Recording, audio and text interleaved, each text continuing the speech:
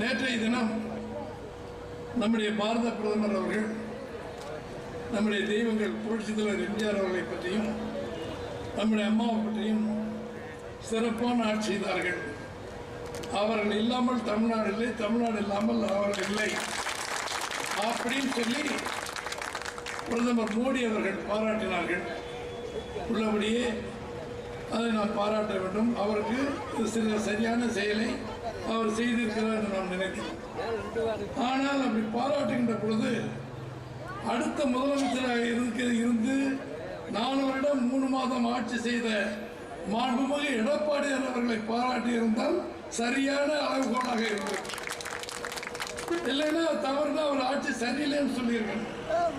சரியில்லைன்னு சொன்னாக்கா நம்முடைய எடப்பாடியார் காலத்தில் என்னென்ன பாராட்டி இருக்கிறார் நம்முடைய மாண்புமிகு எடப்பாடியாரை நரேந்திர மோடி அவர்கள் எப்படியெல்லாம் பாராட்டினார்கள் என்பதற்கு பல ஆதாரங்கள் நம்மிடம் இருக்கிறது.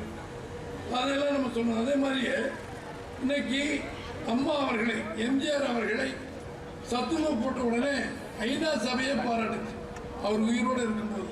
ஆனால் நம்முடைய ஆதங்கம் புரட்சித் தலைவர் எம்ஜிஆர், புரட்சித் தலைவர் அம்மாவை பாராட்டிய மாண்புமிகு பிரதமர் மோடி அவர்கள் இந்த 2 பேருடைய கலவையாக உருவமாக சிறந்த ஆட்சி நடத்துகிற எடப்பாடியார் அவர்களையும் பாராட்டியிருக்க வேண்டும் என்பது நம்முடைய எண்ணம்.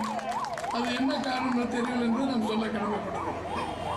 இன்னைக்கு நேற்றைக்கு இன்னைக்கும் செய்தி பத்திரிகைகள் தொலைக்காட்சியில் பார்த்தீங்கன்னா பரபரப்பான செய்தி, 2000 கோடி ரூபாய்க்கு மதிப்பிலான போதைப் பொருள்களை வெளிநாடுகளில் கடத்திய கைதிகள் அப்படின்னு சொல்லி 3 பேர் போட்டோ போட்டு அதுக்குள்ள காரணங்கள்லாம் சொல்லியிருக்காங்க.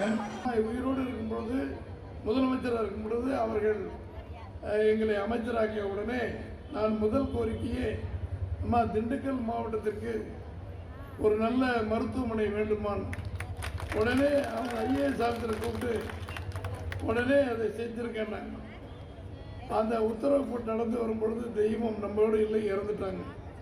அதற்கு பிறகு முதலமைச்சரான மாண்புமிகு எடப்பாடியார் அவர்கள் அம்மா முதலில் திண்டுக்கல் கொடுங்க, எம்ஜிஆரை வாழ வைத்தது அதிமுக வாழ வைத்தது 72 வெற்றி பெற்ற வைத்தவர்கள் கொடுன்னு சொல்லியிருக்காங்க. அண்ணே உங்களுக்கு திண்டுக்கல் செதுக்கு போட்டால் சொல்லி 323 கோடி ரூபாய் ஒரே செக்கில் கொடுத்து அரசாங்கத்தை கொடுத்து அதை கட்டி நாங்கள் தான் எல்லாம் நம்மளாம் போய் வரவேற்பு கொடுத்த முதலமைச்சராக மாண்புமிகு எடப்பாடியார் அவர்களும் நம்முடைய துரோகிகளாக வச்சு அன்றைக்கி திறந்தது பன்னீர்செல்வம் போன்றவங்கெல்லாம் இருக்கும்போது.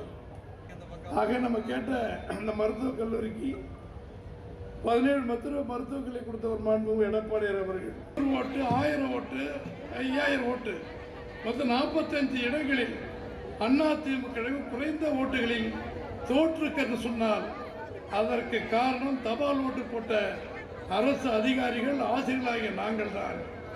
எனவே திமுக கழகத்தின் வாக்குறுதியில் 520 வாக்குறுதியிலே சொன்ன எங்களுக்கு கொடுக்க வேண்டிய பென்ஷன் திட்டங்கள், வேலை உறுதி திட்டங்கள், நிரந்தரமாக்குதல் அத்தனையும் நீங்கள் எங்களுக்கு சரி செய்ய வேண்டும்.